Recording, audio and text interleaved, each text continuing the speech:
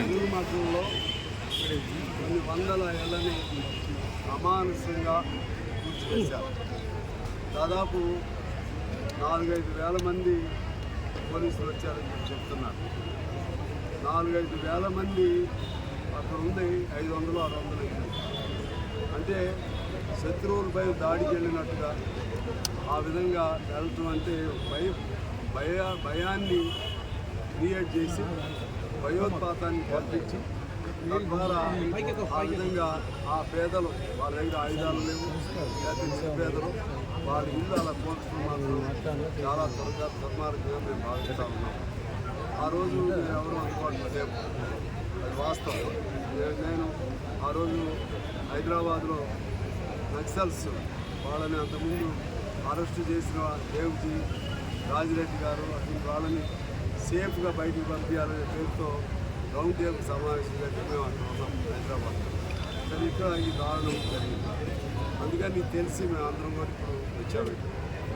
మేము అనేది ఏమంటే అసలు ముందు మీరు ఇల్లు తీయాలనుకున్నాము, వాళ్ళతో కౌన్సిలింగ్ చేయాలి. ఒక రోజు అవ్వదు, ఒప్పుకోరు. 2 రోజులు, 1 నెల, 2 నెలలు ఒప్పుకోరు. చిన్నగా మీరు టైం తీసుకుని వాళ్ళని కౌన్సిలింగ్ చేసి ఒప్పించాలంటే ఎలా? నిజంగా ఆ స్థలం మీకు ఏదైనా అవసరం ఉందా? ఆ స్థలం అవసరం ఉంటే దానికి ప్రత్యామ్నాయంగా పలానా చోట స్థలం మీకు ఉంటాయి అని వాళ్ళకి వాళ్ళ చేతుల్లో పట్టాలయంలో ఏదో హామీ ఇచ్చి ఆ స్థలానికి సంబంధించినటువంటి పట్టా ఇస్తే ఆటోమేటిక్గా వీళ్ళు కూడా సంతృప్తి చెందుతారు. అదే చేయించాము. అంతకుముందు ఖమ్మంలో మమతా దగ్గర 10,000 ఇల్లు చేయించాము. అప్పుడు నేను జిల్లా సెక్రటరీ ఉన్నప్పుడు వాళ్ళు ప్రత్యామ్నాయం చూపెట్టిన తర్వాతే తీయడానికి ఒప్పుకున్నాం. వాళ్ళకి ఇప్పుడు వేరు పోవాడ పేరుతోనూ, పోవాడ నగరంలో, లేకపోతే కేసీఆర్ నగరంలో, పేరుతో చాలా వైఎస్ఆర్ నగరంలో అవన్నీ కూడా అప్పుడు మేము వేయించిన వాళ్ళే ఉన్నారు. ఇది ఇక్కడ ఈ వెలుగు మాటలకి పరిమితం లేదు.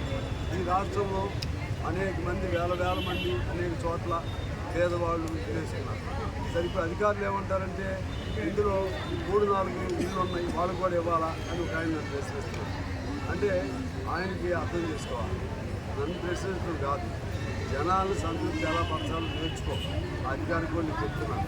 ఇది ఇష్టం వచ్చినట్టుగా చేతులు అధికారం ఉంది, పెన్ను ఉందని చేస్తే ప్రజలు ఊరుకోరు, కమ్యూనిస్ట్ పార్టీ అసలే ఊరుకోరు. మీరు అంత తప్పు చేసిన వాళ్ళు ఎవరు ఉంటే అది ఐడెంటిఫై చేయి. నేను చెప్పాను, ఆయన ఆ అధికారికి చెప్పాను, తప్పు చేసిన వాళ్ళు దొంగ స్థలాలు ఏమన్నా ఒక్కడే 3-4 రాష్ట్రం చేసుకున్నారంటే అది లిస్టు సపరేట్ చేయి. ఆ పేరు పెట్టుకుని పేదవాళ్ళందరూ కడుపులు పట్టడానికి ప్రయత్నం చేయాలి. నిజంగా ఆడ ఇల్లు కట్టుకొని ఇల్లు కూలిపోయిన వాళ్ళకి లిస్ట్ ఒకటి తయారు చేయాలి. అదేవిధంగా కొంతమంది వచ్చారు, మాకు స్థలాలు ఇవ్వండి, అక్కడ మాకు కూడా కావాలి. అదేనా ఇల్లు కూలిపోయింది మళ్ళీ ఇప్పుడు మీకు ఎట్లాగంటే వాళ్ళు ఏమంటున్నారంటే మా దగ్గర ఎవరో డబ్బులు తీసుకున్నారు, అదే లిస్ట్ తయారు చేయండి. వాళ్ళ దగ్గర ఎవరి దగ్గర డబ్బులు తీసుకున్నారు లిస్ట్ తయారు చేయండి. దేని దానికి విడివిడిగా చేసి సిస్టమేటిక్గా మీరు చేయాల్సిన బాధ్యత మీ పైన ఉంది. అలా కాకుండా మొత్తం మందల దొడ్లో మందం తోలినట్టుగా వాళ్ళందరినీ తోలారు. ఇక్కడ తోలి వాళ్ళకి నీళ్ళు లేవు, సిస్టమ్ లేదు, తిండి లేదు, చెప్పలు లేవు, ఎప్పుడో పొద్దున్న తిండి పెట్టారు అంటున్నారు. ఇది కరెక్ట్ కాదు. ఇది నడిపే విధానం ఇది కాదు. నన్ను ప్రశ్నించే ఒక అధికారికి చెప్తున్నా, ఈ తెలివితేటలు అవి కాదు, ఎక్కడికి వచ్చి చూపెట్టండి. మేము అందరం వాళ్ళు చక్కగా భోజన వస్తువులు కల్పించండి. వాళ్ళు ప్రత్యామ్నాయం అయ్యే వరకు కూడా అదేవిధంగా భోజన వస్తువులతో పాటు మంచినీళ్ళు ఏర్పాటు చేయండి, లేకపోతే లైట్లు పెట్టండి, కరెంటు పెట్టండి. పిల్లలతో ఉన్నారు, చిన్న పిల్లలతో ఉన్నారు. దానిలో 4-5 ఉండొచ్చు, కానీ మిగిలిన వాళ్ళందరూ పేదవాళ్ళే కాదా అని చూడాలి. ఇప్పుడు రెండో మాట ఏమంటారు, ఇది ఖమ్మం కాదండి, ఎక్కడెక్కడి నుంచి వచ్చారండి, నాకు అర్థం కావట్లేదు. ఎక్కడ వచ్చారా, లేకపోతే మయన్మార్ వాళ్ళ, లేకపోతే ఎవరు వాళ్ళంతా ఇక్కడే ఈ జిల్లా వాళ్ళే, మరి పక్క జిల్లాలు కూడా కాదు, ఈ జిల్లాల్లో పక్క వాళ్ళు మద్దులపల్లిలో రాకూడదండి. పని చేసుకునే వాళ్ళు రారే, వచ్చిన వాళ్ళు ఈ ఖమ్మం అంతా ఇక్కడ లేరు, ఇక్కడే పిలిచారు. ఖమ్మం అంతా మొదటి నుంచి ఏడే ఉన్నారా? ఆ పద్ధతి తీవ్రంగా ఖండిస్తున్నాం మేము.